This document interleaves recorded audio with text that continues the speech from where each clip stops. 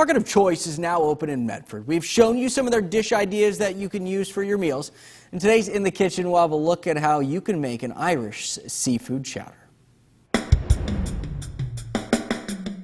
Today, I'm going to show you how to make an Irish seafood chowder.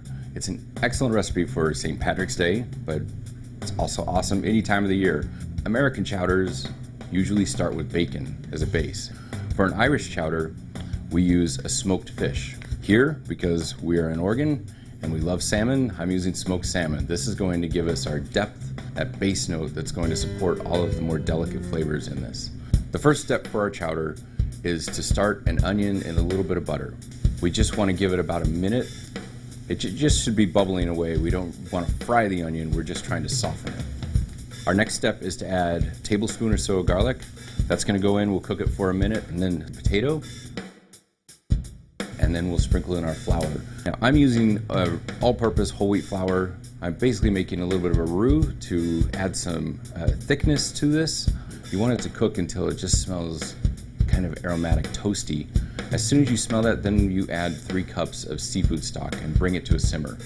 So the soup now has a tiny bit of body to it. I always use fresh bay leaves when I can find them. The fresher the better. If it's been sitting in the cupboard for a little while, or you're not sure how old it is, it doesn't really have a good, strong, fragrant smell to it, then I would just discard it and get some fresh ones. So at this stage, we're going to add 1 quart of milk. I'm using whole milk. You could use a 2%. So now we have our milk in the pot, and we're going to add the smoked salmon to it. I have a ½ pound piece here. That does seem like a lot, but it is really necessary to have a good amount of smoked fish in this. The smokiness matters in a chowder like this. We're going to let it simmer for just a few minutes. During that time, we're going to get all of our seafood ready. Let's talk about clams. Steamer clams are one of my favorite things. They should have a very clean smell, almost like standing on like the rocks at the ocean. The steamer clams take a few minutes to open up. They'll take about 5 minutes or so before they finally pop.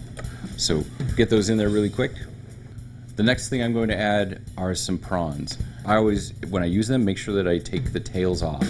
You don't want any of the prawn shells in this. I have some bay scallops here. They're wonderful in soups, but they're very delicate. If they cook too long, bay scallops will start to get chewy. So you really want them in the pot only for about 3 minutes. The last thing to go into the dish here is our whitefish, or cod.